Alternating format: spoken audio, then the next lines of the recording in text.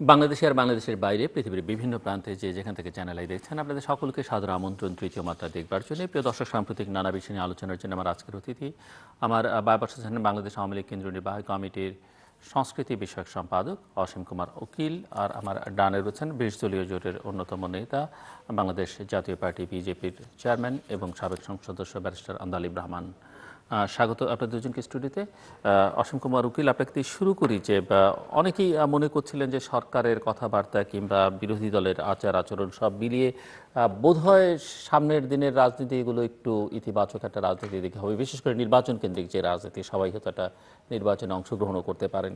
কিন্তু সাম্প্রতিককালে বিএনপি চেয়ারপারসনের অফিসে যে পুলিশি তল্লাশি, সেটি অনেকে এই বার্তা দিচ্ছে যে বোধহয় পরিস্থিতিটা সরকারও বিএনপিকে এক ধরনের উস্কানির মধ্যে ফেলে দিতে চাইছে, যেন তারা একটা আগের মতো রাজনীতির ধারায় চলে যায়, এবং যেটি হয়তো তাদেরকে এক ধরনের জনবিচ্ছিন্ন করতে সহায়তা করবে।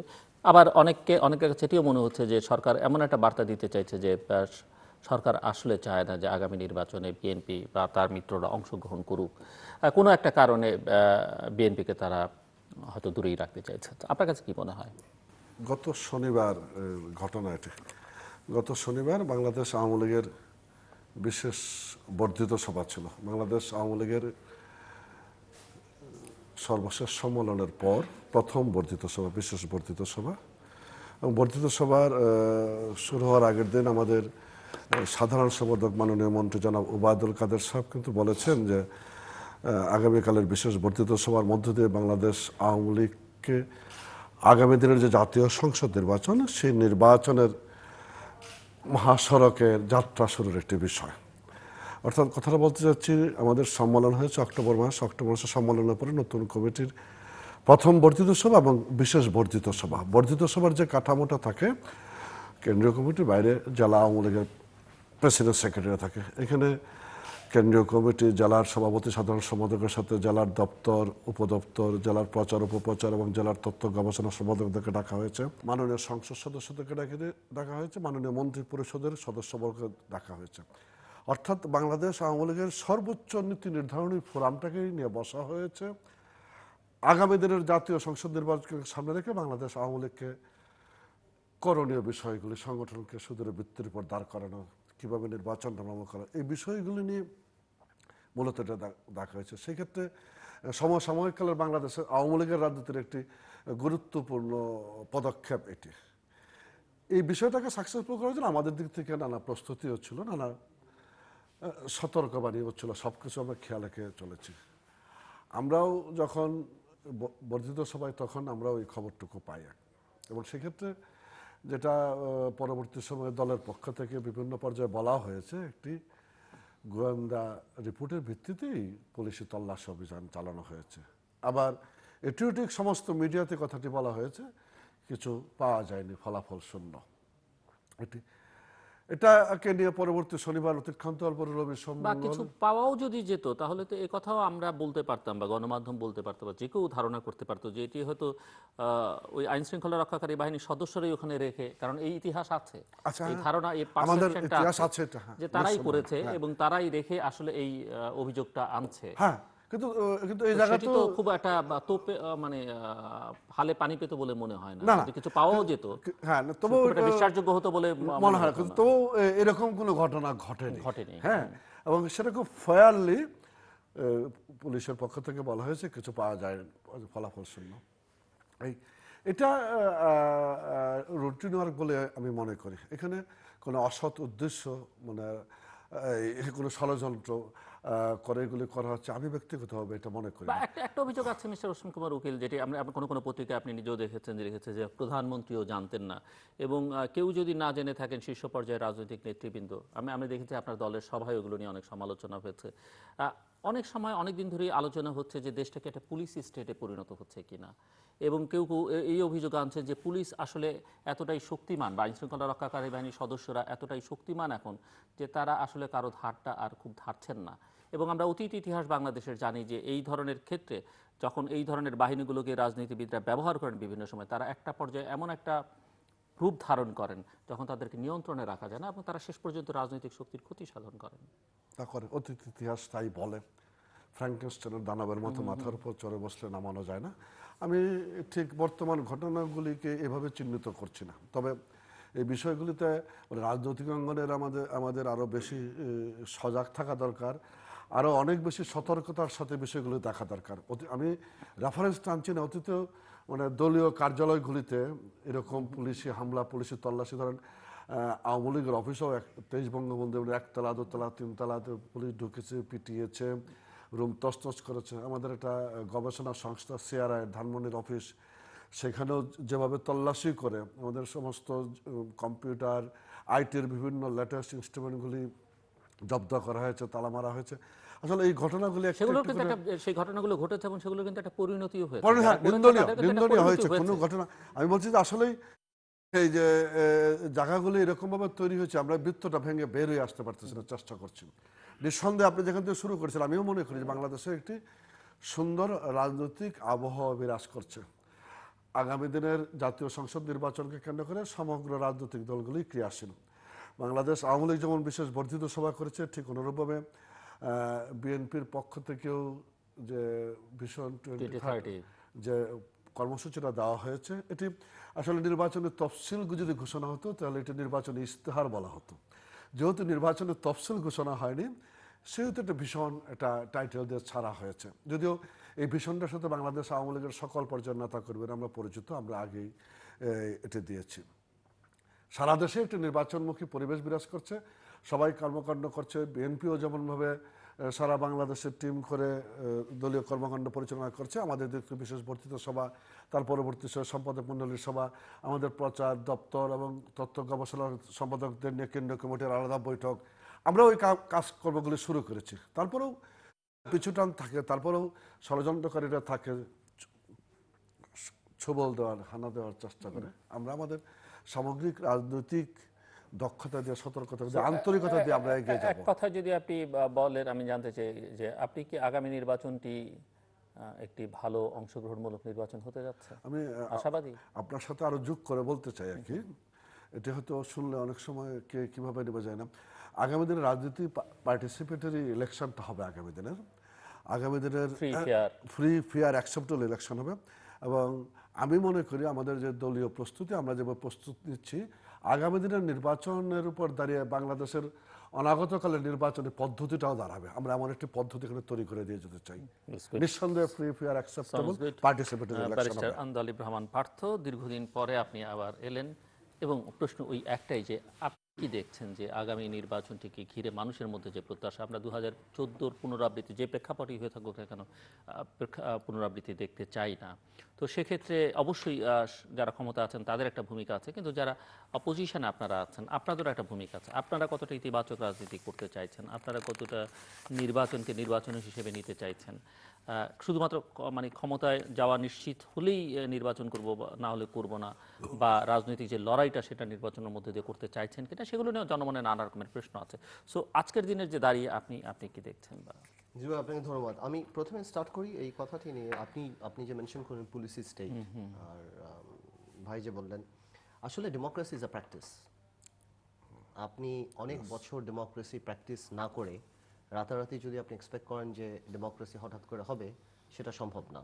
2014 সাল থেকে আজকে পর্যন্ত ডেমোক্রেসি যে হোঁচট খেলো, সেই যেই প্র্যাকটিসটা স্টার্ট হলো, এবং আপনারা দেখছেন পুলিশের যে ক্ষমতাটা, সেটা কোন লেভেলে বাংলাদেশে বেড়ে গেল, এবং অন্যান্য ক্ষেত্রেও যেগুলি দেখেন আপনি, পলিটিক্স কাদের হাতে চলে গেল। আজকে যদি বলে সরকারের উচ্চ মহল জানতো না যে আমাদের 20 দলীয় জোট নেত্রীর অফিসে যে তল্লাশিটা হবে, তো সেই ব্যর্থতাটা তো তার মানে সরকারের মধ্যে সরকার আছে বা অন্য কেউ চালাচ্ছে। এখন এটা তো একটা সোজা ব্যাপার না যে এটা রুটিন ওয়ার্ক তো হতেই পারে না যে একজনের বাড়িতে মানে কি বাংলাদেশের একটা বড় রাজনৈতিক দলের নেত্রীর অফিসে যে এরকম ভাবে হানা দেওয়া, কিছু না পেয়ে চলে আসা।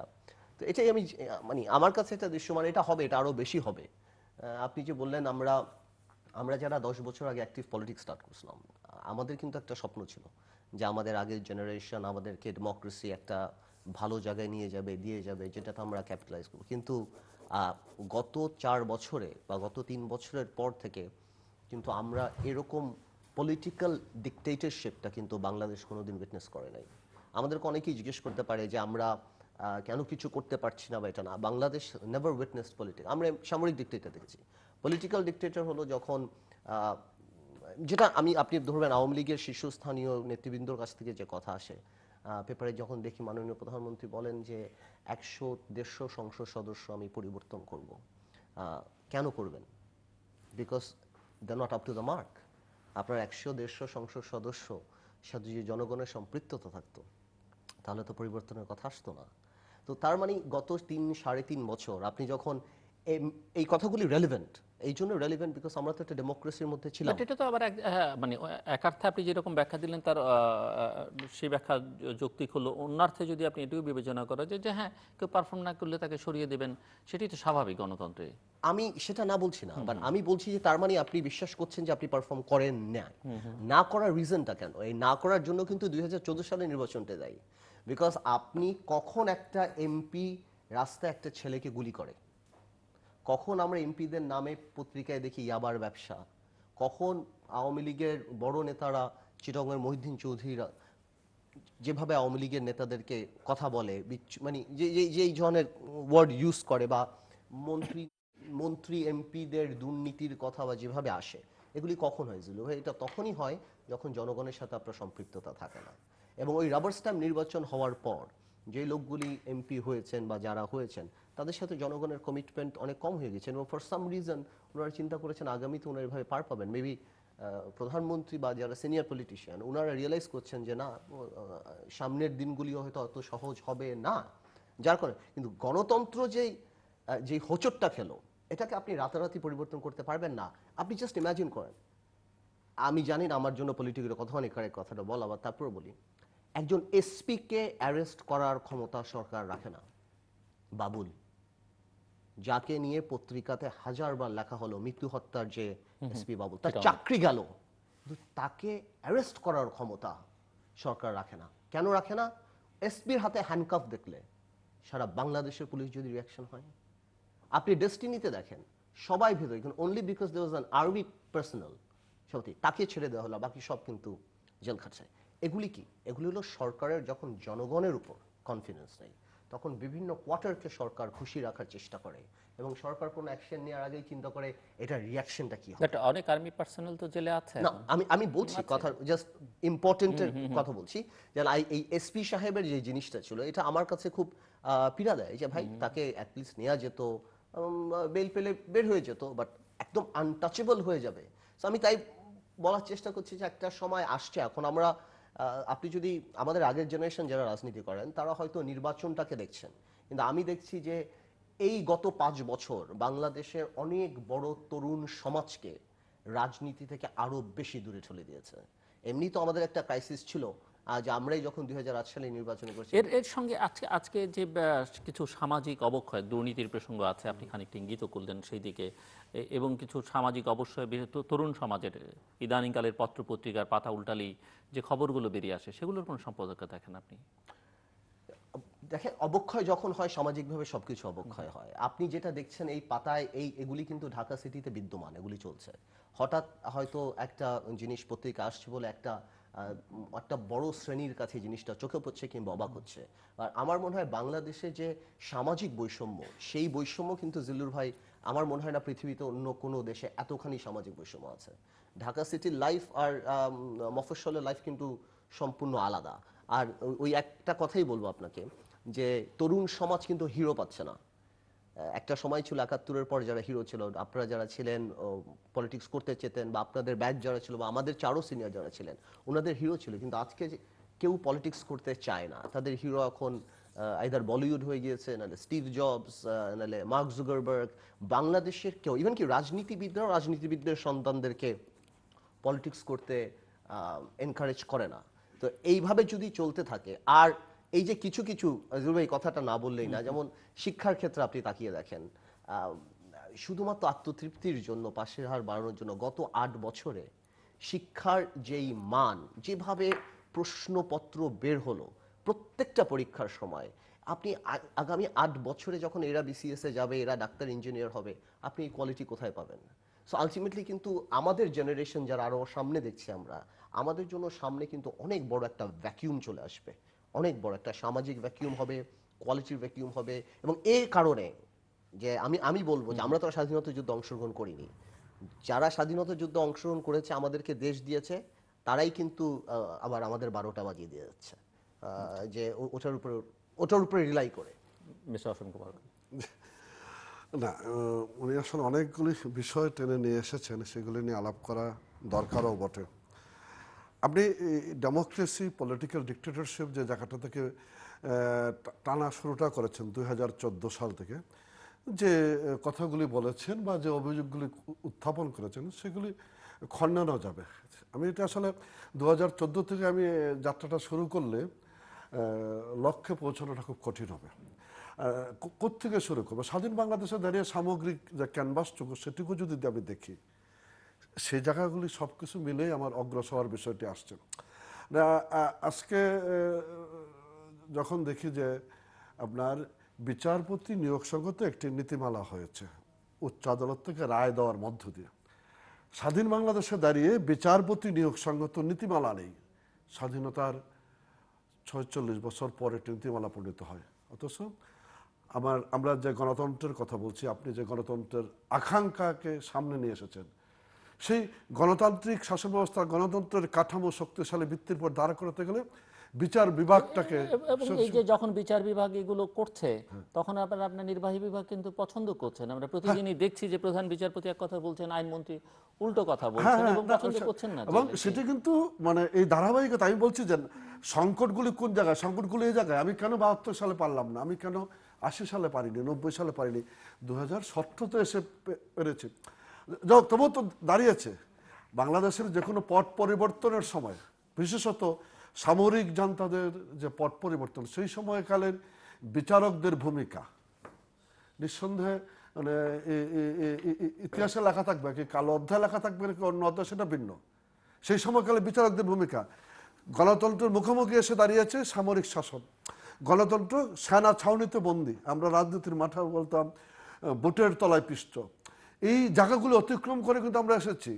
হুন্ডা গুন্ডা ডান্ডার রাজনীতি, নির্বাচন মানে কি মিডিয়াকু, নির্বাচন হয়েছে, একসময় ফলাফল ঘোষণা করছে, রাত্র 10টার সব বন্ধ হয়ে গেছে, 24 ঘন্টা পর আবার ঘোষণা হচ্ছে।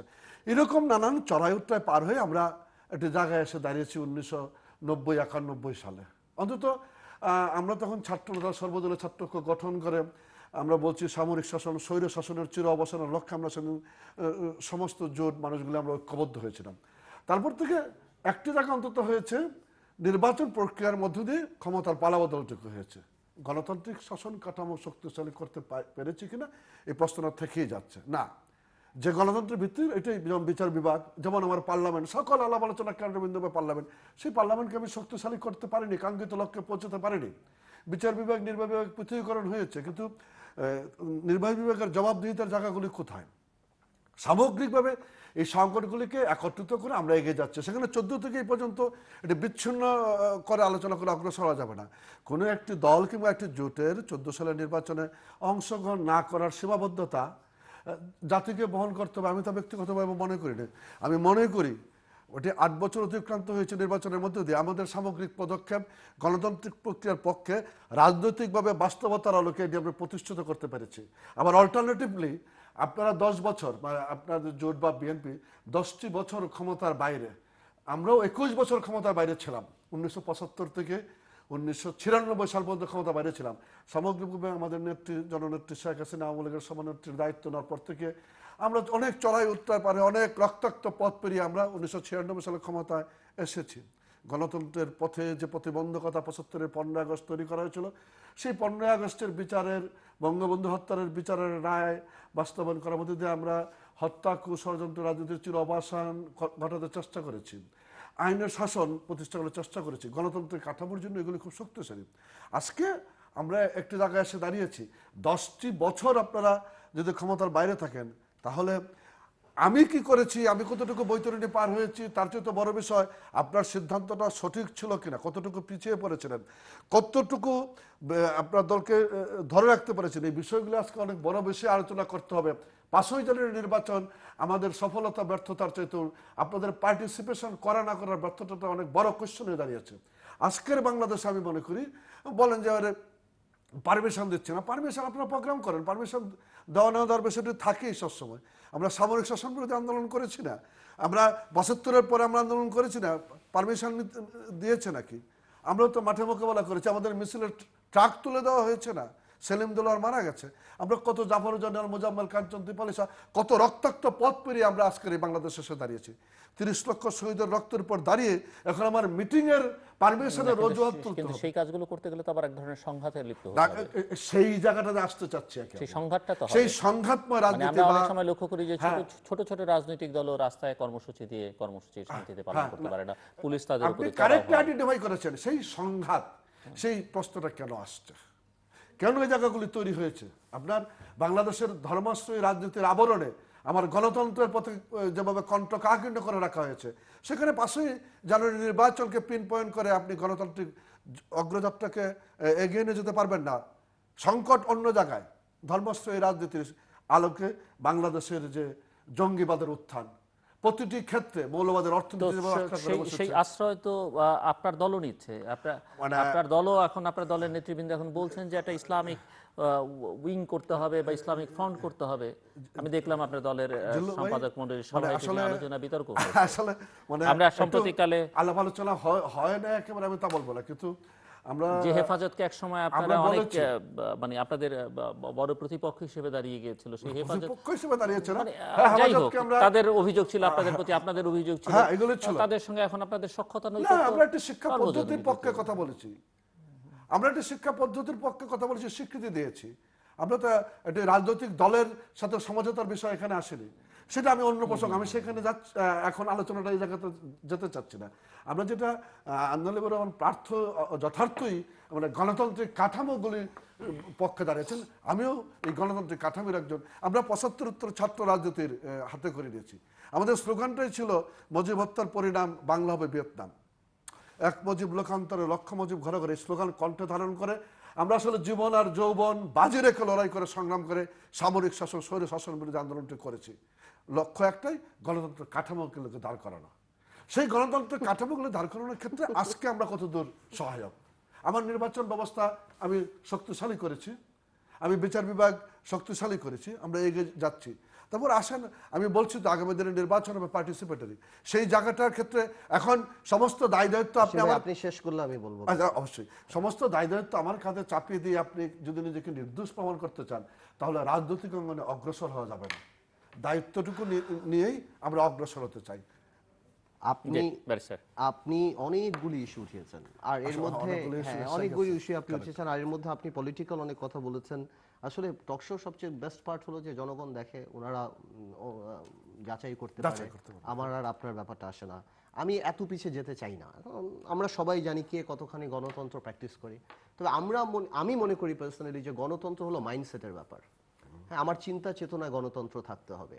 হ্যাঁ, আমার ক্ষমতা পালা বদলে স্বচ্ছভাবে ক্ষমতা হস্তান্তর করার প্রক্রিয়াকে, আমার কষ্ট হয় আমরা নির্বাচনে যাইনি, কি দরকার দাঁড়িয়ে বলার 40% ভোট হয়েছে, দরকার কি? তোফায়েল আহমেদের মতো লোকরা যাদের 69 গণপথে এত অর্জন, টিভির সামনে দাঁড়িয়ে বলে জনগণের বিজয় হয়েছে। হোয়াই? আপনি বলেন যে বিএনপি ভুল করেছে, আসেনি, অনলি 5% ভোট হয়েছে, আনফরচুনেট, আমরা করে দেবো। এই জিনিসগুলি আমাদেরকে খুব পীড়া দেয় যে ভাই কেন ব্লাইটেন্টলি আপনারা দাঁড়িয়ে বলছেন যে জনগণের বিজয় হয়েছে, এই হয়েছে। Why do you have to say that? এবং পলিটিক্সে there is nothing called right or wrong. Whether your decision is political, that is the issue. রাজনীতিতে ঠিক ব্যাঠিক সঠিক ভুল খারাপ বলতে কোনো কথা নেই। ওই মুহূর্তে আপনার সিদ্ধান্ত রাজনৈতিক কিনা, আমরা সেই নির্বাচনে অংশগ্রহণ করি নাই, ঠিক আছে, করি নাই, আমাদের নেতা কর্মী মোরাল ডাউন হয়েছে, অনেক কিছু হয়েছে, নো প্রবলেম। তারপর আমরা প্রমাণ করতে পারছি ইউনিয়ন, উপজেলা, পৌরসভা, সব জায়গায়, ইভেন কি নির্বাচন কমিশন নিজে বলছে যে এখন আর রাতে ব্যালট ভরা হবে না, দিনের বেলা নির্বাচন হবে। আমরা এমন একটা নির্বাচনে আগামীতেও যাব না যেই নির্বাচনের ফলাফল ডিপেন্ড করবে সরকারের ইচ্ছার উপর, অ্যাজ ইন সরকার চেলে ফেয়ার হবে, না চেলে ফেয়ার হবে না। সরকার চেলে কুমিল্লা হবে, সরকার যদি ইচ্ছা করে তাহলে নারায়ণগঞ্জ হবে না।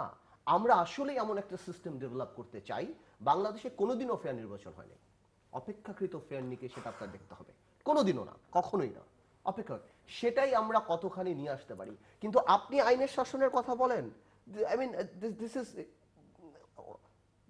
চিফ জাস্টিস দাঁড়িয়ে বলছে there is no rule of law, সেটা এগেনস্টে পার্লামেন্টে দাঁড়িয়ে কথা হচ্ছে।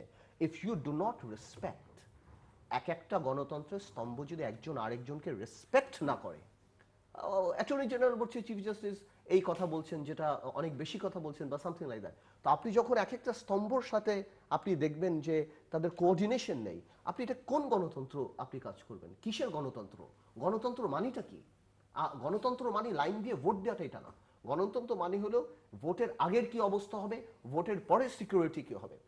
আজকে আপনি বলেন ইউনিয়ন পরিষদের নির্বাচন করে, ইউনিয়ন পরিষদের নির্বাচন যখন আপনারা দিলেন, আওয়ামী লীগ, আমি জানি না কার বুদ্ধিতে এত বড় একটা রাজনৈতিক দল এই কাজটা করলো। আওয়ামী লীগ রুট লেভেলে আওয়ামী লীগের যে ক্ষতি করেছে সেটা আগামী নির্বাচনে আপনারা দেখতে পারবেন যে কি করেছেন। সেটা আমি একটু উদাহরণ দিই আপনাকে, জাস্ট ইমাজিন করেন, কিছু আওয়ামী লীগের এমপি তো আছেই আপনারা জানেন, যাদের বিরুদ্ধে ইয়াবা, বিচ্ছু, শামসুর, এই সেই দিস এন্ড দ্যাট, যেই নামগুলো অ্যাকচুয়ালি পলিটিক্যাল না। আওয়ামী লীগ এবং বিএনপিতে ভাই ভালো বলতে পারবেন, বিকজ অনেক আগের রাজনীতিবিদ, মফস্বলের কিন্তু খুব ভালো ভেটারেন কিছু পলিটিশিয়ান আছে, very veteran, and you speak to them you'll be impress যে ঢাকা সিটিতে যারা রাজনীতি করে তাদের চেয়ে অনেক বেশি ইনফরমেশন তারা রাখে এবং অনেক বেশি রাজনৈতিক। Politically আপনি আমার mature. সাথে কারেক্ট না, এটা ঠিক আছে। পলিটিক্যালি ম্যাচ এই লোকগুলি কিন্তু এমপি মন্ত্রী, এই লোকগুলি কিন্তু এমপি মন্ত্রী হতে চায় না, তারা বেশি হলে চেয়ারম্যান হয়, তারা শহরে রাজনীতি করে। এবং এই যখন ঢাকা থেকে আমরা ক্যাঙ্গারু এমপি বানাই, ক্যাঙ্গারু ক্যারি করে যাতে আমরা এমপি বানাচ্ছি, যেমন এই লোকগুলিকে এরা পছন্দ করে না, কিন্তু দলের প্রতি এদের মমতা, ভালোবাসা, নেত্রীর কথাকে এনারা কোয়েশ্চেন করে না। এই লোকগুলি যখন ক্ষমতায় এসে, এই সিনিয়ররা কিন্তু এদের কাছে যায় না, এটা আওয়ামী লীগ আছে, বিএনপি আছে, এরা যখন এই গম চুরি, টিয়ার চুরি, কাবিকা চুরি, এই জিনিসগুলি করে, তখন এই লোকগুলি অবজেক্ট দেয়। কখনো কখনো বিভিন্ন বড় বড় নেতাদের কাছে এসে বলে যে এই এমপি ডুবাচ্ছে, এই এমপি ধ্বংস করছে। তখন ওই নেতাটা চায় একে আর আমি কোনোদিন চেয়ারম্যান হতে দিব না, একে আমি মেম্বার হতে দিব না। 5 লক্ষ টাকা করেও মেম্বার বিক্রি হয়েছে, 50 লাখ টাকা করে চেয়ারম্যান বিক্রি হয়েছে, এবং প্রথম আলোতে আসছে দুধ দিয়ে আওয়ামী লীগের লোকজন গোসল করতে যে আমরা আর জীবনে কোনোদিন আওয়ামী লীগ করবো না। সেই এই জন্য বলি গণতন্ত্র একটা প্র্যাকটিস। আপনি আমাদেরকে এখন এখান থেকে বাধি দেন, আমাদের জেনারেশনকে, আপনাদের অনেক অর্জন 75 থেকে কি কি হয়েছে আমরা সবাই জানি, আমরা এমন কেউ না আমরা জানি না, এবং we are sorry for that. বাংলাদেশে যা হয়েছে আমরা তো আমাদের জেনারেশন জন্মের পর সেগুলি আমাদের তো আর হাতে কিছু না, আমরা দেখেছি, আমরা অনেক কিছুই দেখেছি, বাট আমরা কিছু, যেমন আমরা দেখেছি 1975 সালের যারা রাজনৈতিক হত্যাকারী তারা আপনাদের ক্যাবিনেটে, এটা আমার কথা না, শেখ সেলিম সাহেব বলেছে, জাসুদের ইউনূস সাহেবদেরকে নিয়ে, হানিফ সাহেব বলেছে, যারা পলিটিক্যাল প্ল্যাটফর্মটা ক্রিয়েট করেছিল সেই সময়, তারা আজকে আপনাদের ক্যাবিনেটে। আমরা দেখেছি টিভি খুললেই সারাদিন যারা কোরআন পুড়িয়েছে, আবার তাদেরকে দিয়েছে আপনাদের সাথে বসে মিষ্টি খাচ্ছে। আমরা এখন এমন একটা পর্যায়ে গিয়েছি যে আমরা এগুলি নিয়ে সমালোচনা করলে আমাদেরই খারাপ লাগে, আমাদের লজ্জা লাগে, আর কত, বিকজ এগুলি আমাদেরও আছে। আপনি যদি দেখেন পিছে যদি আপনি যান, এগুলি আমাদেরও আছে, বাট আমরা এখন এখান থেকে আগে যেতে চাই। কিন্তু আগে যাওয়ার জন্য আমাদেরকে আপনারা একটা প্ল্যাটফর্ম দেন। আপনারা নির্বাচন, আমরা অবশ্যই যাব, আমরা নির্বাচনমুখী, বাট আমরা আমাদের মতো তো হতে হবে, বা আমাদের মতো যদি নাও হয়, আপনাদের একটা পজিশন, আমাদের একটা পজিশন, এর মাঝখানে somewhere we need to stand, যে যেখানে একটা অ্যাকসেপ্টেবল হবে, যেটা হওয়া উচিত সেটাই হতে যেটা হবে। হওয়া, মূল because কথাটা একটা কথা আপনাদের বলি, মতো না, ওনাদের মতো না, না, যেটা হওয়া উচিত, আইডিয়াল যেটা যেটা, অপেক্ষা, সেটাই হতে হবে। একটা জিনিস কিন্তু এই দেশটার কিন্তু এই যে আমাদের জেনারেশনটা যে ভেঙে যাচ্ছে, এই যে আমাদের জিনিসটা চলে যাচ্ছে, তারা অন্য হিরোইজম নিয়ে আসতেছে, এতে কিন্তু এই পাবলিক বাসে যেমন জায়গা খালি থাকে না, আরেকটা দুষ্টু শ্রেণী কিন্তু পলিটিক্সের দিকে ঢুকে যাচ্ছে। এবং আলটিমেটলি দেখবেন আপনার সন্তান বা আমাদের ব্যাচে অনেক বিদেশে চলে গেছেন, তারা এখন আমাদের জিজ্ঞেস করে, পার্থ তোমার নামে 10টা মামলা, 11টা মামলা, এখনো পলিটিক্স করতে চাও? Will you be able to change it? হ্যাঁ, আপনি দেখেন সোহেল তাজের মতো, ইভেন আমার এত কষ্ট লাগে দেখেন এই জিনিসটা, আমি পার্সোনালি বলতে চাই না, প্রধানমন্ত্রী কতগুলি এমপি বানিয়েছেন, এমনি তো ডাকসু নাই, আপনার তো আসার দরকার নেই, একটাই ওয়ে আছে, যদি আপনার বাবা রাজনীতি করে থাকে অ্যাটলিস্ট আপনি একটা পজিশন পাচ্ছেন, যা পাচ্ছেন, সেখানেও যারা ঢুকেছে, আপনি দেখেন জিল্লুর রহমান সাহেবের ছেলে কত বড় রাজনীতিবিদ, পাপন সাহেব, he is busy, Mustafiz cricket খেলবে না মুশফিক ব্যাটিং করবে, অথচ রাজনীতিটা কত বড়। নাইম সাহেব, উনি তো এমপিও আছে। শুনেন আমি আপনাকে একটা কথা বলি জুলু ভাই, G, you have G, to correct, এটা জি। এটা এমপি আর পলিটিশিয়ান কিন্তু এক না। না তা তো বটেই। হ্যাঁ, আমরা চাই বড় বড় আমরা চাচ্ছি রাজ্জাক সাহেবের ছেলে, আমরা চাচ্ছি জিল্লুর রহমান সাহেবের ছেলে, আমরা চাচ্ছি আহসান, আমরা চাচ্ছি তাজউদ্দিন সাহেবের ছেলে, যাদের যাদের একটা বড় ব্যাকগ্রাউন্ড আছে, যারা খাটের উপর বসে অনেক বেশি রাজনীতি দেখেছে, আমরা তাদের কাছ থেকে চাচ্ছি যে তারা আরো ইয়াং জেনারেশনদেরকে প্রমোট করে, বিকজ রাজনীতি শেখার জায়গা তো আর নেই। আপনি বই পড়ে অনেক কথা বলতে পারবেন, কিন্তু বই পড়ে আপনি সাইকেল চালানো শিখতে পারবেন না। সাইকেল চালানোর জন্য আপনার সাইকেল চালাতে হবে। পলিটিক্স আপনি বই পড়ে শিখতে পারবেন না। আপনি জানতে পারবেন, অ্যানালাইসিস করতে পারবেন, ক্রিটিক্যাল হতে পারবেন, but for that you need to do practice. So আপনি যখন দেখেন নিউ জেনারেশনরা ব্যবসায় ঢুকে যাচ্ছে, ব্যাংকের মালিক হচ্ছে, ইউ টক টু দেম, আপনি দেখবেন কেউ পাওয়ার প্ল্যান্টের আলাপ করছে, কোথায় ব্যবসা আছে, I see no future, I don't see. তো আমার মনে হচ্ছে এখনো উচিত এমন একটা সিস্টেম করা। আমি সেই দুর্নীতিতে গেলাম না, বাংলাদেশে কয় লক্ষ কোটি টাকা পাচার হয়, কাদের হলফনামায় কি আছে, দরবেশদের কি অবস্থা, দুদক কত ভালো কাজ করে কিন্তু বাচ্চুরে কেউ ধরে না। ইটস লাইক ইউ নো, দুদক এত ভালো কাজ করে কিন্তু বেসিক ব্যাংকে গেলে দুদক নীরব। হ্যাঁ, আমরা এগুলি সবই দেখি, বাট আমি বলছি না কালকে আমরা ক্ষমতা আসলে এই দেশ খুব ক্লিন হয়ে যাবে এবং সব দুর্নীতিবাজরা ভালো হয়ে যাবে, বা হবে না, বিকজ সিস্টেম ডেভেলপ করেছে, চোরদের একটা সামাজিক অবস্থান হয়ে গেছে, সামাজিকভাবে তারা এস্টাবলিশড হয়ে গেছে। আমি অনুষ্ঠান আগে অসীম ভাইয়ের বলতেছিলাম, লায়াবিলিটি কিন্তু আপনাদের আমাদের নিতে হবে আলটিমেটলি, দেশ কাইসুতে যারা আমরা পলিটিক্স করতে চাই, বিকজ বেনিফিশিয়ারিরা কিন্তু চলে যাবে। আমি এখনো আশা করি, যেমন এই ভিশন 2030 একটা কথা আমি বলি, যদি আমার সাথে, যেখানে অসীম কুমার উকিল বলেছেন যে এটি আসলে এর অনেক কিছুই ওনাদেরও, মানে ওনারা আগে দিয়েছেন, আমি ওই ডিসকাশনে যাব না, বা পলিটিক্যাল, এটা হতেই পারে, ভালো জিনিস সবারও যদি হয়, ঐকমত্য থাকলে ভালো, সেটি দেশের জন্য ভালো। প্রবলেম বার করব, যদিও আমার সাথে এই ব্যাপারে বিএনপির কথা হয়নি, বা আমরা জানি না, আমি শিওর বিএনপির মধ্যেও কথা নেই। আমার কাছে দ্বিকক্ষ বিশিষ্ট পার্লামেন্টের ব্যাপারটা খুব ইন্টারেস্টিং লেগেছে, এবং আপনি যদি আমাকে জিজ্ঞেস করেন, আমি জানি না বিএনপির নিজস্ব এক্সপ্লেনেশন কি, অসীমে আমি শেষ করি, তারপর আপনি বলতে পারবেন। হ্যাঁ, আমি মনে করি কি জলু ভাই, this will be the best thing in Bangladesh, কারণ বাংলাদেশে যারা পলিটিক্স থেকে দূরে সরে গিয়েছে, এবং কোনোভাবে এদের আর পলিটিক্স আসা সম্ভব না, বিকজ পলিটিক্সকে আমরা লোকালি যেই পরিমাণ নোংরা করে ফেলেছি, তা কোথায় এই কিছু মানুষকে আমরা যদি 300 সিটে, মনে করেন আওয়ামী লীগ দেশ 200 সিট পেল, আমরা 200 সিট পেলাম, আমরা যদি রেশিও করে 100 লোককে একটা কক্ষে নিয়ে যেতে পারি, মেবি তাদের কোনো আইন বানানোর ক্ষমতা থাকবে না, but they can delay the bill, তারা আরো বেশি স্ক্রুটিনি করতে পারবে, আরো বেশি আলাপ করতে পারবে। এরা কারা?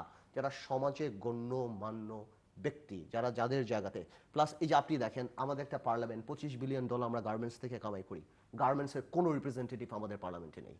উই মাস্ট হ্যাভ পিপল যারা গার্মেন্টসকে, বাট ওই অর্থে নেই, কিন্তু প্রচুর মেম্বার অফ পার্লামেন্টসে কিন্তু তারা তাদের বেনিফিটের কথা বলবে, তারা তাদের বেনিফিটের কথা বলবে, অনেক ব্যবসায়ী তারা কিন্তু তাদের বেনিফিটের কথা বলবে, তারা কিভাবে কাপড় আনতে পারে, তারা কিভাবে বন্ডে ইউজ করতে পারে, তারা কিভাবে, তারা শ্রমিকের কথা বলে, আমি শ্রমিকদের কথা বলছি যারা $25 বিলিয়ন পাঠায়, যারা বিদেশে থাকে, তাদের একটা রিপ্রেজেন্টেটিভ থাকতে পারে, because this are pure interest তাদেরটা। যেটা বলছিলাম যে এই কক্ষে যদি এই সমাজের বিভিন্ন পেশার মানুষদেরকে আনা যায়, আমরাই নমিনেট করলাম, তারা আসলো, হয়তো আইন পাস করলাম, তাহলে হবে কি, তাহলে ডেমোক্রেসিটা আরো সুন্দর হবে, তাহলে আরো অ্যাকাউন্টেবিলিটিটা বাড়বে। মিস্টার অসীম কুমার উকিল, না, একটু বেশ মানে ডেমোক্রেসির জায়গা থেকে বেশ সুন্দর আলোচনাগুলি উঠে এসেছে। তো সেক্ষেত্রে মানে কথার পৃষ্ঠে কথা এসে যায়, অনেক সময় বিরূপ সমালোচনার জায়গায় যাওয়া যায়। আমি যেটা বলতেছিলাম যে ধরেন চিফ জাস্টিস কিছু কথা বলেছে, অ্যাটর্নি জেনারেল কথা বলেছে, আলোচনাটা এই জায়গাতে রেখে এরপরে ডক্টর কামাল হোসেন সাহেব কি বলেছেন এই জায়গাটা আনা গেল না, এটুকু বাদ দিয়ে কিন্তু আমি এগোতে পারবো না। না, আমি বলতে চাচ্ছি না, আমি বললাম যে আলোচনাটা অসম্পূর্ণ থেকে যায়। চিফ জাস্টিস বলেছে, অ্যাটর্নি জেনারেল বলেছেন, আমাদের মানে আইনজ্ঞনের একজন বিশিষ্ট ব্যক্তি, আমাদের সংবিধানের প্রণেতা, আমাদের সাবেক পররাষ্ট্রমন্ত্রী ডক্টর কামাল হোসেন সাহেব কি বলেছেন, সেই আলোচনাটা সম্পূর্ণ করে আমার এগোতে হবে। ডক্টর কামাল হোসেন তো বেসিক্যালি সরকারেরও কেউ না, বিরোধী দলেরও কেউ না, ওনাকে মানুষ চিনে বাংলাদেশে একজন মুরব্বী মানুষ হিসেবে। উনি যদি কোর্টে এমন কোনো কথা ব্যবহার করে থাকেন যেই কথাটা ঠিক হয়নি, বা যেই কথাটা মানানসই না, বা ওনার কাছ থেকে এক্সপেক্ট করে না, তাহলে আমার মনে হয় যে এতে দুঃখ পাওয়ার চেয়ে এর বেশি কিছুই নাই। এটাই, এটা আনফরচুনেট। না, এটা হতে পারে না। ডক্টর কামাল হোসেন এটা মানে ব্যারিস্টার আন্দালুল রহমান পার্থ বললেও বাচ্চা ছেলে বলে বলেছে বলা যায়, ডক্টর কামাল হোসেন বলেছে বাচ্চা মানে কত বয়স আপনি বাচ্চা বলছেন? ডক্টর কামাল হোসেনের তুলনা হ্যাঁ, Sorry. ডক্টর কামাল হোসেন বলেছেন। আমার মনে হয় দর্শকদের আপনি না, এই বাচ্চার ব্যাপারটা কিন্তু খুব ইম্পর্টেন্ট, ডক্টর এটাও কামাল আসবো আমি এরপরে। ডক্টর কামাল হোসেনের তুলনায় বলছি আমি অন্য সেন্সে, জি, কিন্তু ডক্টর কামাল হোসেন মানে অনেক কিছু মিন করে। উনি যখন এই পবিত্র বিচার অঙ্গনে দাঁড়িয়ে মানে এমন একটি শব্দ উচ্চারণ করছে যেটা মানে হোল বিচার ব্যবস্থাকে নিয়ে টান দেওয়ার মতো অবস্থা হয়ে থাকে, আমি সেই জায়গায় বলছি যে আলোচনার সবটা আনতে হবে। আমি নিঃসন্দেহে মানে না, মনে আমি করি আপনার না সাথে একমত। আপনি আলোচনার প্রশ্ন মানে ডক্টর কামাল হোসেন সাহেব যেই কথা বলেছেন কোর্টে, যেটা আমার পেপার পত্রিকায় হ্যাঁ, দেখেছি, পেপার পত্রিকায়। এটা কোনো বাংলাদেশের মানুষ এটা অ্যাকসেপ্ট করবে না। না, এটা বলতে পারে না। ইউ কান কল অ্যাটর্নি আমি জেনারেল আমি এটাকে মানে অভিযুক্ত করছি না। আমি বলছি যে আলোচনাটা জায়গায় নিয়ে আসতে হবে।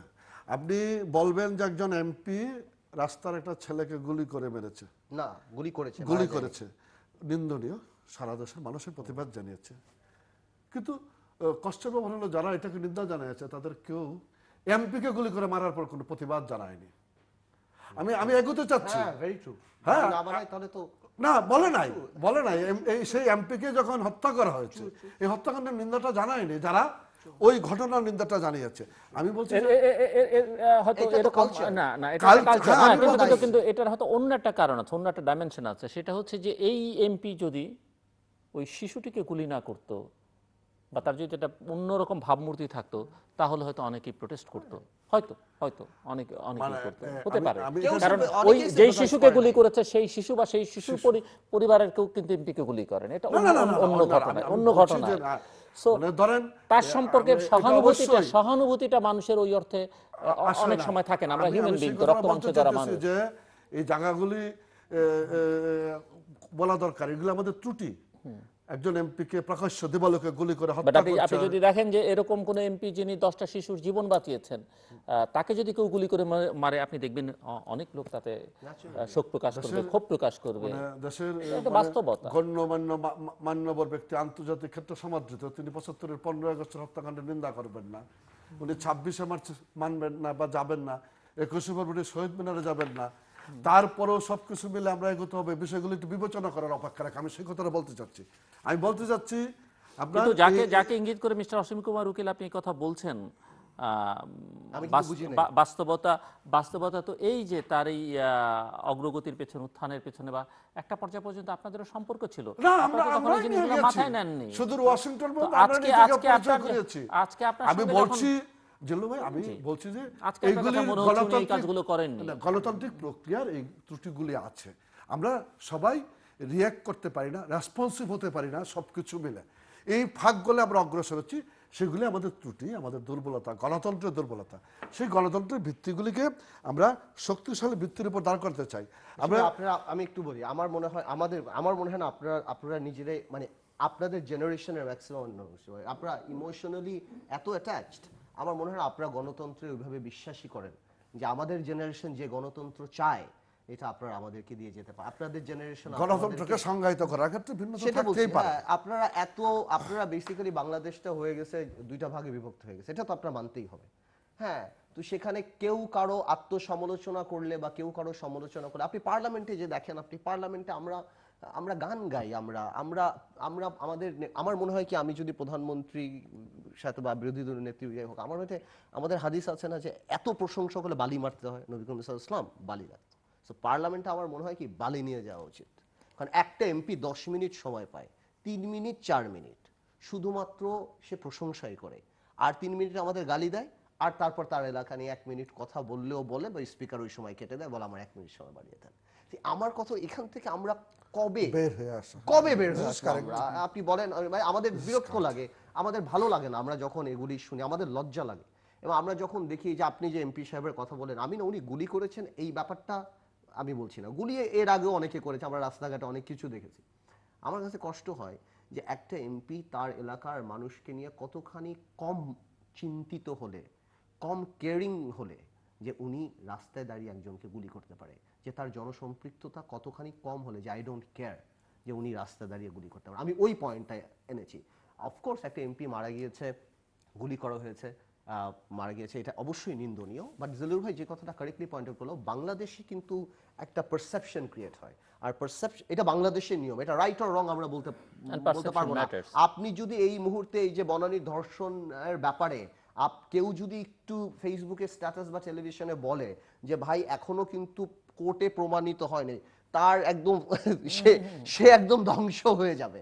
বিকজ বাংলাদেশের পারসেপশন রুলস, আর আমরা এই পারসেপশনের উপর ভিত্তি করেই আমরা লিডার বানাই, আমরা নেতা বানাই, আমরা কাউকে পছন্দ করি, অপছন্দ করি কারো। আপনি গণজাগরণ মঞ্চের কথা দেখেন না, আর আজকে সাইদি সাহেবের একই রায়, অথচ there is no one, তাই না? আপনি কাদের মোল্লার অবস্থা যেটা, আর আজ সাইদি হিসেবে তো একই জিনিস হলো, অথচ একটা লোকও নেই। So we are like this. এখন আমার ব্যাপারটা হলো যে আমরা চাই যাতে আগামীতে নির্বাচন মানে গণতন্ত্র, এই কথা আমি বলবো না সেটা একদমই না, বাট আমরা চাই অ্যাটলিস্ট এই জিনিসটা এমন একটা সিস্টেমে পড়ুক, let the ball start rolling, যে আরো ভালো 20টা ছেলে রাজনীতিতে আসতে পারে, যাতে আমাদের দেখতে ভালো লাগে, আমাদের বুঝতে ভালো লাগে, এবং তাদেরকে দেখে আরো মানুষ আসে।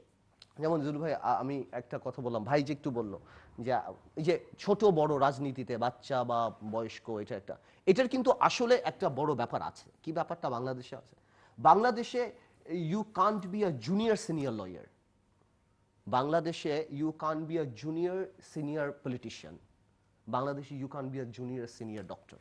বাংলাদেশে আপনার রাজনীতিবিদ হলে, বড় উকিল হতে হলে বয়সের যে থ্রেশহোল্ড সেটা আপনার পার হতেই হবে, এবং ওখানে গেলেই আপনি কিন্তু কিছু বেনিফিট পাবেন যেটা ছোটবেলায় আপনি পাবেন না, বা আপনি ট্রু পলিটিশিয়ান। যেমন আমি বলি, যেটা আপনি যদি সিরিয়াস দেখেন, এই যে আমাদের শিক্ষামন্ত্রী নাহিদ, আমি বলার পর আপনি অসীম ভাই আপনি চলে যেতে পারবেন। আমাদের শিক্ষামন্ত্রী নাহিদ সাহেবের কথা আপনি চিন্তা করে দেখেন, এমনি একটা ইমপ্রেশন, সিনিয়র মানুষ, আগে ন্যাপ করতে হয়। এই যে শিক্ষা ব্যবস্থার যেই অবস্থাগুলি দাঁড়াচ্ছে, যেই খারাপ অবস্থা, প্রত্যেক পরীক্ষায় প্রশ্ন বের হয়ে যাচ্ছে, কোনোভাবেই বই দিয়ে লাভ কি, কোটি কোটি বই দিয়ে লাভ কি যদি প্রশ্নই বের হয়ে যাচ্ছে, পত্রিকা কিন্তু উনাদেরকে ধরে না। আপনি বাজারের দামের অবস্থা চিন্তা করে দেখেন, আজকে জিনিসপত্রের দামের কথা গত 3-3.5 বছর রোজা আসলে, আজকে তোফায়েল আহমেদ সাহেবের জায়গায় যদি আবুল হোসেন থাকতো, বা মায়া সাহেব থাকতো, বা আমি পার্থ থাকতো, মিডিয়া কি করতো? অথচ ওই যে 69-এর কিছু অর্জন আছে সেটার জন্য ধরা। তো এরকম একটা এমন ভাবে একটা পর্দা ছায়া বানিয়ে ফেলেছে যে যেটা ওই বেনিফিটটা আমরা পাই না, যেহেতু আমাদের মানে রাজনীতির অঙ্গনে কিন্তু এক্সপেরিয়েন্সটাকে অ্যাভয়েড করার কোনো উপায় নাই। এক্সপেরিয়েন্স আবার থাকতে হবে। মানে বলে ওল্ড ইজ গোল্ড, হ্যাঁ ট্রু, আমি একমত আপনার সাথে, সেটাও আছে। আমি একমত। দৃশ্যমান যে বিষয়গুলি আপনি বলতেছিলেন না প্রবীণ যে তরুণের সমন্বয়টা থাকতে হবে, সমন্বয়, আমি বলতেছিলাম যে 100-150 এমপি নতুন আসবে। আসলে এটাও মানে এই যুগের চাহিদাও বলতে পারি। মানে আমরা যে জায়গাটা তৈরি করছি আর কি, ডিজিটাল বাংলাদেশ, আপনি যে শিক্ষা ব্যবস্থার কথা বলতেছেন ধ্বংস হয়ে যাচ্ছে, এগুলো ঠিক। মানে বাহিরে যাওয়ার ক্ষেত্রে উচ্চ শিক্ষার জন্য, হ্যাঁ এগুলো ঠিক আছে। এই পরিবর্তনের মাঝে একটা নিউ জেনারেশন হাঁটি হাঁটি পা পা করে কিন্তু অগ্রসর হচ্ছে। মানে হতাশার যথেষ্ট জায়গা আছে এই ব্যাপারে, কোনো দ্বিমত নেই। পলিটিক্সে অসীম ভাই সবচেয়ে কম ঢুকছে। আপনি দেখেন ব্যবসা কত ভালো করছে বাংলাদেশে, যারা আগের জেনারেশন ব্যবসায়ীরা, ওনাদের ছেলেরা ব্যবসায় ঢুকছে, আমরা যারা দেখছি কত ভালো করছে ওনারা, কিন্তু ওই তুলনায় রাজনৈতিক অঙ্গনে একটা একটু ভেকুয়াম বলি বা একটু দীনতা নিচতা যাই বলি, একটা গ্যাপ আছে। সেই জায়গাটা কভার করার জন্য আমাদের সকলে মিলে দায়িত্ব নিতে হবে, এটার কোনো বিকল্প নেই। রাজনীতি একটি বিজ্ঞান, যে বিজ্ঞান দেশটা চালায়, সেখানে সমস্যা তো হয়েছি অনেক কিছু। এই সমস্যার মাঝখানে দিয়ে আস্তে আস্তে বলে এটুকু উত্তরণ হয়েছে 91-এর পর, এখন থেকে আজ পর্যন্ত নির্বাচনী প্রক্রিয়া ক্ষমতা পালাবদল হচ্ছে। নিউ জেনারেশন আসছে, অশিক্ষিত আসছে, শিক্ষিতও আসছে বেশ হাই। মানে ধরেন আপনাদের ব্যারিস্টার আঙ্গিনায় কতগুলো ব্যারিস্টার, কি সুন্দর করে বললো, শিক্ষিত আছে, দুটোই সত্য। এটা তো অস্বীকার করার কোনো বিষয় নাই। আপনাদের ব্যারিস্টারের আঙ্গিনা আপনি চিন্তা করেন, মানে কতগুলো একঝাঁক তরুণ ব্যারিস্টার আছে যারা রাজনীতির অঙ্গনে আছে, আমাদের পলিটিক্সও আছে।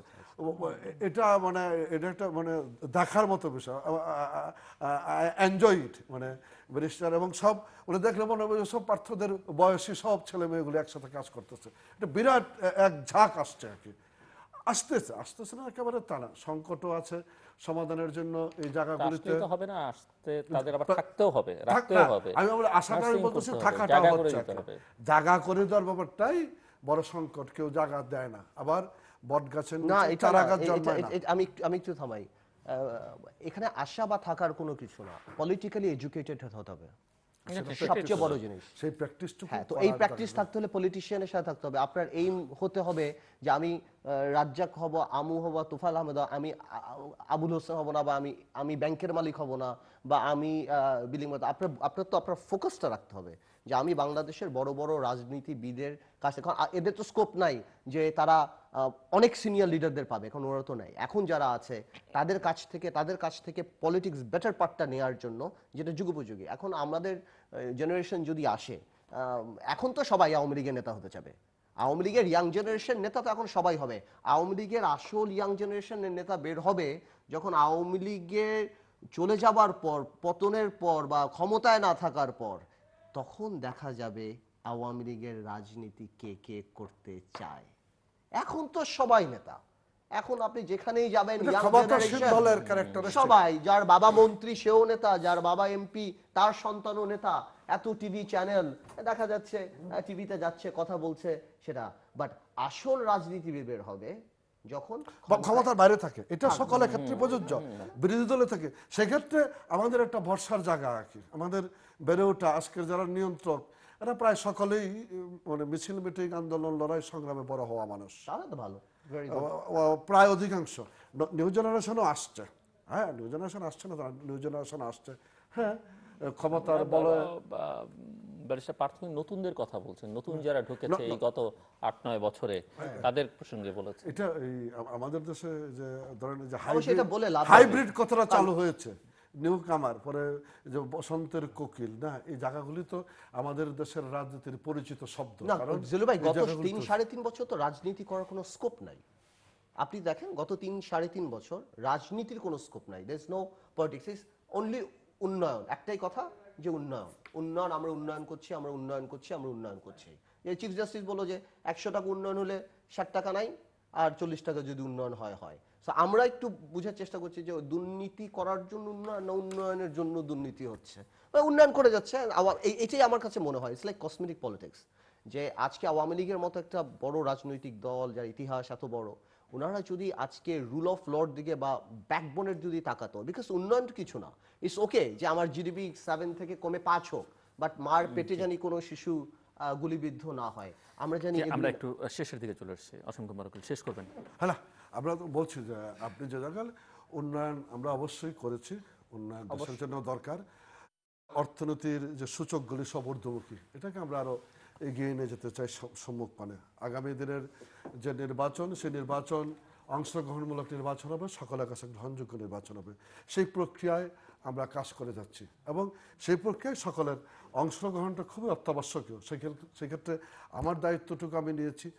সরকারি দল হিসেবে বলবেন যে আমার দায়িত্বটুকু বেশি, হ্যাঁ আমিও মনে করি সরকারি দলের দায়িত্ব বেশি, কিন্তু আপনি রাজনৈতিক অঙ্গনের মানুষ হিসেবে আপনারও দায়িত্ব আছে। জিল্লু ভাই মিডিয়ার মানুষ হিসেবে জিল্লু ভাইয়ের একটা দায়িত্ব আছে, যার যার অবস্থান থেকে সকলেরই দায়িত্বটুকু সম্মিলিত ফসলটা হবে আগামী দিনের জাতীয় সংসদের নির্বাচনের সকলের অংশগ্রহণের মধ্যে দিয়ে, এর মধ্যে দিয়ে এগিয়ে যাবে। আপনি হতাশার কথা বলেছেন, সীমাবদ্ধতার কথা বলেছেন, এগুলো অস্বীকার করার উপায় নেই। আবার সূর্য উদিত হবে, সুন্দর সকাল হবে, এগিয়ে যাব সম্মুখ পানে, এটাই আমাদের প্রত্যাশা। দর্শক, আমরা অনুষ্ঠানের শেষ প্রান্তে ইতিমধ্যে সম্পর্কে আপনি লিখতে পারেন ডাকে, ইমেল, SMS এর মাধ্যমে, ইন্টারনেট, আমাদের অফিসিয়াল ওয়েবসাইট অথবা সোশ্যাল মিডিয়াতে যেসব পেজ রয়েছে সেসব পেজে আপনারা আপনাদের মতামত রাখতে পারেন। আর আপনাদের মতামতে আমাদের অনুষ্ঠান তৃতীয় মাত্রা আপনি দেখতে পাবেন প্রতি বৃহস্পতিবার এবং শুক্রবার বাংলাদেশ আমার দুটোই, বুধবার দুপুর 11:30 এবং শুক্রবার দুপুর 1:05 দেখবার আমন্ত্রণ রইল। তৃতীয় মাত্রার এই পর্বটি সামাজিক যোগাযোগ মাধ্যম ফেসবুকেও সরাসরি সম্প্রচারিত হচ্ছে, কাজেই যারা চ্যানেলের পর্দায় চোখ রাখতে পারছেন না, তারা ইন্টারনেটের সঙ্গে যুক্ত থাকলে নানাভাবে তৃতীয় মাত্রা দেখা যায়, তবে ফেসবুকে আপনি সরাসরি দেখতে পারেন। এর বাইরে এই পর্ব অন্যান্য পর্ব দেখবার জন্য ভিজিট করতে পারেন তৃতীয়মাত্রা.com। Social media, Facebook, Twitter, Google plus কিংবা ইউটিউব থেকে আপনি যে কোনো সময় পর্বগুলো দেখে নিতে পারেন। ব্যারিস্টার আন্দোলন রহমান পার্থ এবং মিস্টার অসীম কুমার উকিল, অসংখ্য ধন্যবাদ আপনাদের দুজনকে আলোচনা অংশ নেবার জন্য। দর্শক দু নেতাই একমত যে আমাদের একটি স্থায়ী নির্বাচনী প্রক্রিয়া তৈরি করতে হবে এবং সেটির জন্য আগামী নির্বাচনটি হয়তো যাত্রা শুরুর একটি পর্যায় হতে পারে এবং সেই জায়গায় দুজনই আশাবাদী। এবং দেশে এক ধরনের সামাজিক বৈষম্য আছে, অস্বীকার ওনারা করছেন না। সামাজিক অবক্ষয় একটা চরমে পৌঁছেছে সে বিষয়ে ওনাদের মধ্যে কোনো ভিন্ন মত নেই এবং দেশে রাজনীতির ক্ষেত্রে এখন সেই অর্থে তেমন কোনো আদর্শ মডেল তৈরি হচ্ছে না যাকে মডেল হিসেবে তরুণরা বিবেচনা করতে পারে। এই জায়গায় হয়তো ছোটোখাটো রাজনৈতিক কারণে বিভেদ থাকতে পারে, মতবিরোধ থাকতে পারে, কিন্তু বাস্তবতা হচ্ছে এটি যদি কোনো বা শিশু কিশোর বা তরুণকে লিখতে বলা হয় যে তোমার আদর্শ মানুষকে বাংলাদেশে মোটামুটিভাবে নিশ্চিত বলা যায় যে কোনো রাজনীতিবিদের নাম সেখানে স্থান পাবে না। বাংলাদেশি কারণ নাম এখন স্থান পাবে কিনা সেটিও বলা কিন্তু খুব কঠিন। যাই হোক, আমরা আশা করব যে সেরকম একটা জায়গা তৈরি করতে হবে, তার জন্য রাজনীতিতে একটা গুণগত পরিবর্তন আনতে হবে। দেশে উন্নয়ন হচ্ছে, অর্থনৈতিক অগ্রযাত্রা হচ্ছে, সেগুলো নিয়ে ছোটোখাটো রাজনৈতিক বিতর্ক হতে পারে, কিন্তু বাংলাদেশ এগুচ্ছে। হয়তো এগুনের গতি নিয়ে অনেকের প্রশ্ন আছে, সরকার হয়তো বলবে বা বলছে অপ্রতিরোধ্য গতিতে এগিয়ে চলছে বাংলাদেশ, বিরোধী দল হয়তো বলছে যে সেই অর্থে এগুচ্ছে না, বা বলছে একটা উন্নয়নের ধারাবাহিকতা আছে, তারাও কিছু করেছিলেন, এখন ওনারা হয়তো আরেকটু এগিয়ে নিচ্ছেন। কিন্তু এগুলোকে টেকসই করতে হলে অবশ্যই আমাদের গণতন্ত্রকে আরও শক্তিশালী করতে হবে, গণতান্ত্রিক প্রক্রিয়াকে আরও শক্তিশালী করতে হবে, প্রতিষ্ঠানগুলোকে গড়ে তোলবার দিকে মনোযোগ দিতে হবে এবং তরুণদের অবশ্যই রাজনীতিতে আকৃষ্ট করবার জায়গাগুলো প্রবীণ বা মধ্যবয়সী যারা আছেন বা রাজনীতিতে দীর্ঘদিন ধরে যারা আছেন তাদের সেরকম একটা জায়গা তৈরি করে দেবার এবং পরিবেশ তৈরি করে দেবার ব্যবস্থা করতে হবে। দর্শক, আমাদের সঙ্গে থাকবার জন্য অসংখ্য ধন্যবাদ, আপনাদের সবার জন্য শুভকামনা।